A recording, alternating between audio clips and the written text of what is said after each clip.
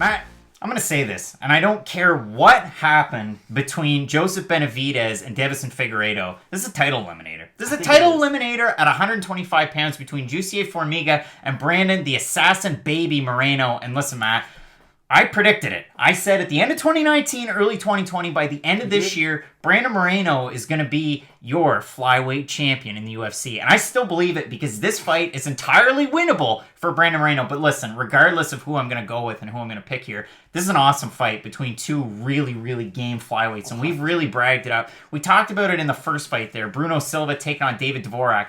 Very competitive. You got a guy in his second time with the UFC and in his debut. And we're looking forward to it as much as any fight on this card. But with Jussier Formiga and Brandon Moreno, these are two guys at the top of their game, at the top of the division. And listen, Dana White never makes mistakes about cutting guys, but Brandon Moreno is back in the UFC fairly quickly. I know you're looking forward to this fight 100%. As much as I am. Break this one down for me. Okay, I think that you can really draw a lot from both guys' last performances. In Formiga's last fight against Joseph Benavidez, it's not that he looked bad, he looked terrible. And you can really attribute that to just how good Joseph Benavidez is. I know a lot of people might not think that after his loss to Deiveson Figueiredo, but Joseph Benavidez is just phenomenal, especially in his boxing and his wrestling. And his keys to victory were the fact that he was going for takedowns and boxing. He never let Formiga get into a rhythm. And Brandon Moreno, that's going to be key for him, but he's going to kind of have to reverse that strategy against Formiga. Moreno can't let him get into a rhythm, and the Kai Kara-France fight was a perfect demonstration as to how good Moreno can be in that. So in the first round, Kai Kara-France came out, did amazing, won that first round easily, and then Brandon Moreno made the adjustments and then kept on throwing head kicks and he started screaming, defending takedowns. As the fight goes on, Brandon Moreno, it's kind of weird because in the past it was, he's a really strong starter and then he fades. It's almost the opposite now where, he doesn't have that fast start or slow start. He can just kind of keep it up throughout the fight. And he's really good at making adjustments. But the problem is, Brandon Moreno is very hittable and you're fighting one of the bigger power punchers in that division. Although I agree with you that I think Moreno has the higher ceiling. Like, I could see Moreno one day becoming a UFC champion. Formiga right now, other than Joseph Benavidez, I do think he's the second best flyweight in the UFC because he has a dominant win over Figueiredo.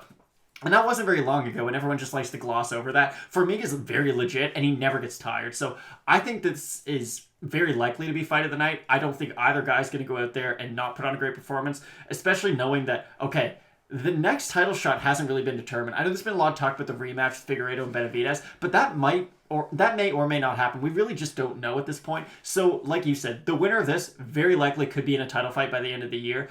And that's the problem. I keep on going back and forth because it's very much volume of Moreno against the power of Formiga. And I think throughout 3 rounds, it's going to be really hard for Moreno to win. So, as much as I want to say Brandon Moreno is going to go out there and light Formiga on fire, I think Jussier Formiga's got this one. I'm going with the underdog. Jussier Formiga here is sitting at a minus 170 favorite. Brandon Moreno plus 150. And listen, it's not just to back up my argument, but just the way that these two guys have fought recently. Like you said, the Benavidez fight, but you also have to take into account the dominant win over Deiveson Figueiredo. Whereas for Brandon Moreno, it's almost like he just couldn't really bring everything together. Spends a little bit of time away from the UFC, and wow, complete package. All of a sudden, he's taking on Askar Askarov in a fight that, listen, I know everybody out there, if you're a Twitter guy or gal, Marcel Dorf has been singing the praises of Askar Askarov since he was with ACB and ACA.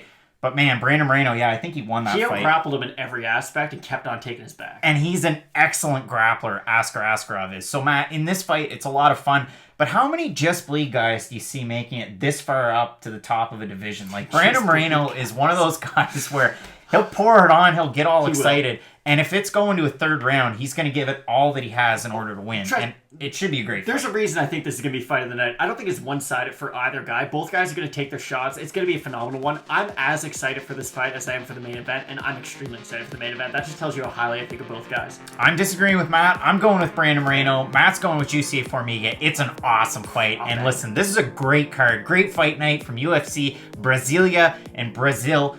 We're really looking forward to it. The main card, the prelims, the 5-minute Kevin Lee and Charles Oliveira prediction. With Fight Night picks as always, Matt. Let's get into it.